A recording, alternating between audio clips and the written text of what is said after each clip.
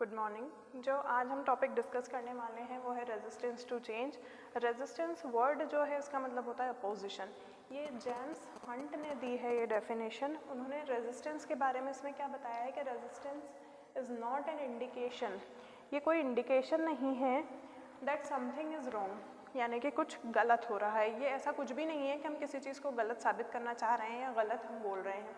With what you are trying to change, मतलब आप किसी चीज़ को चेंज जब करते हैं इसका मतलब ये बिल्कुल भी नहीं होता है कि वो चीज़ गलत है या वो काम गलत है। लेकिन हाँ, हम चेंज चाहते हैं, हम किसी चीज़ में परिवर्तन चाहते हैं, हम किसी चीज़ में मॉडिफिकेशन चाहते हैं। हमें ऐसा लगता है कि अगर हम उसमें ये चीज़ चेंज करेंगे तो एक बिज़नेस टर्म में हम देखें तो हमें बहुत प्रॉफिट होगा। किसी चीज़ में हम कुछ परिवर्तन करेंगे तो हमें ऐसा अच्छा लगेगा या लोगों को वो चीज़ पसंद आएगी। तो ऐसा भी होता है, ज़रूरी नहीं है कि किसी चीज़ के अंदर कुछ ना कुछ गलत हो तभी हम चेंज करें। कुछ चीज़ें ऐसी होती हैं जो रॉन्ग होती हैं, गलत होती हैं, तो उनको तो हम करते ही हैं चेंज। लेकिन यहाँ ऐसा कुछ नहीं है। यहाँ हम ज़्यादा प्रॉफिट के लिए, कस्टमर अट्रैक्शन के लिए भी हम ये सब कर सकते हैं। हम इसलिए भी कर सकते हैं कि कुछ चीज़ें हैं हमारी संस्था में जो हमें ऐसा लगता है कि चेंज होना चाहिए, इसलिए भी हम करते हैं।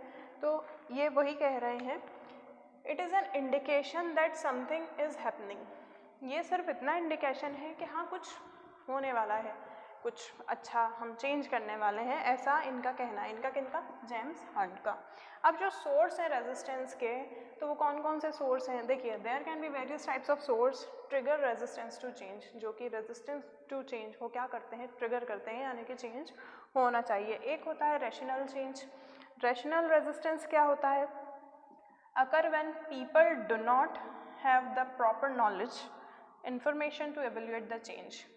ये जो रैशनल रेजिस्टेंस है, इसमें ये कह रहे हैं कि ये कब होता है, ये कब अकर होता है? जब लोगों को जो भी है इसमें प्रॉपर नॉलेज नहीं होती है कि जो वो चेंज करने वाले हैं तो उसको किस तरीके से एवेल्युएट करेंगे। देखिए, जब हम चेंज करते हैं या हम किसी चीज़ में चेंजेस चाहते हैं, इट मीन्स ये है कि हम एवेल्युएट कर चुके होते हैं कि ये चेंज होने के बाद कैसी हो जाएगी, या चेंज होने के बाद हमें क्या मुनाफा देगी, या चेंज होने के बाद हमारा प्रोडक्शन लेवल क्या होगा, या हमारा कंज्यूमर अट्रैक्शन क्या होगा। तो यहाँ पर कौन सी बात हो रही है कि जो लोग हैं उनको उसकी प्रॉपर नॉलेज जो है वो नहीं है, प्रॉपर इंफॉर्मेशन नहीं है कि वो चेंज को कैसे एवेल्युएट करेंगे। फिर when people are provided with the relevant information in form of data और फैक्ट। देखिए, जब लोग प्रोवाइड करते हैं उनको उससे related relevant information form of data और फैक्ट, डाटा और फैक्ट्स के तरीके से उनको क्या किया जा रहा है, बताया जा रहा है, तो the resistance diseases they become more open for change. मतलब ये जो चीज़ें हैं ये और ज़्यादा ओपन हो जाती हैं कि हाँ इनमें ये चीज़ें चेंज होनी चाहिए। जब हमें देखिए, यहाँ डाटा और फैक्ट्स की बात करी है इन्होंने, तो ऑर्गेनाइजेशन में ऐसा भी होता है कि हम फीडबैक्स भी लेते हैं।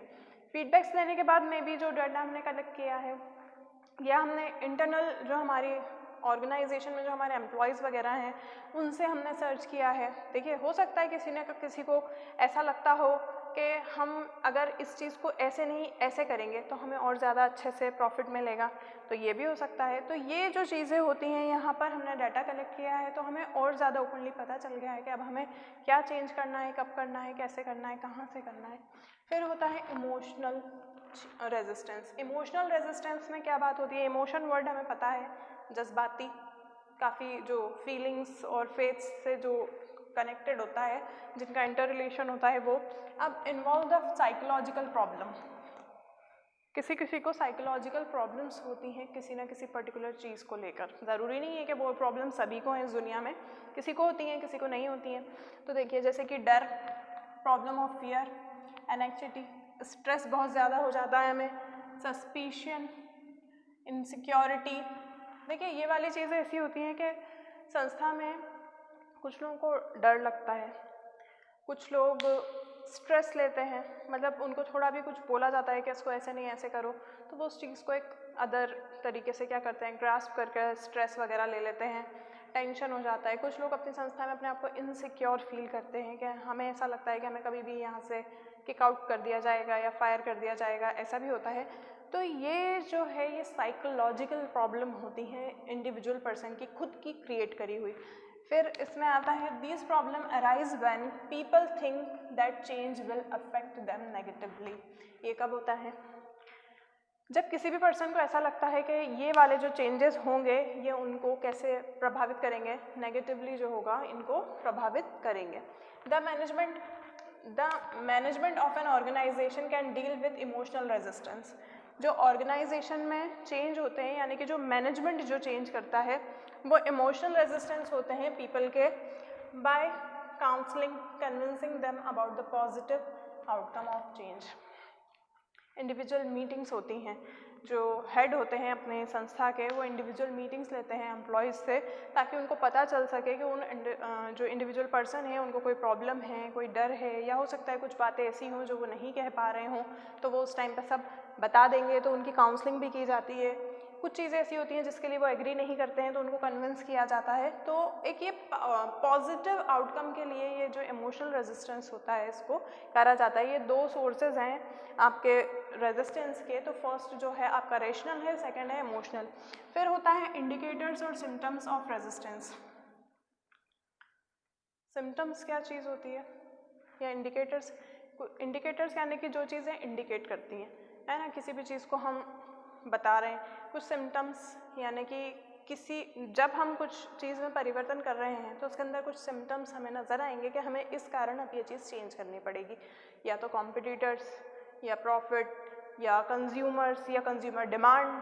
तो ये चीज़ें हमें करनी पड़ती हैं। जैसे कि एक एग्जांपल देती हूँ, बीमारी होती है, मान लीजिए ज़ुकाम की बात करें, तो सिम्टम्स नज़र आते हैं तभी तो हमें दवाई लेनी पड़ती है। छींक ज़्यादा आ रही है, ज़ुकाम ज़्यादा हो रहा है, तो इसकी वजह से कफिंग हो रही है, खांसी हो रही है, तो हमें उसका ट्रीटमेंट लेना पड़ता है, यानी कि हमें सिम्टम्स नज़र आ रहे हैं कि अब हमें ये काम करना पड़ेगा।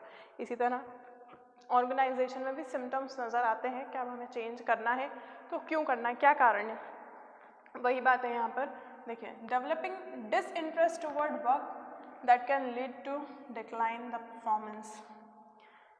हमारी संस्था में कुछ चीज़ें ऐसी हो रही हैं कि जो हमारे एम्प्लॉयज़ हैं उनका जो वर्क परफॉर्मेंस है वो कैसा हो रहा है, डिक्लाइन होता जा रहा है।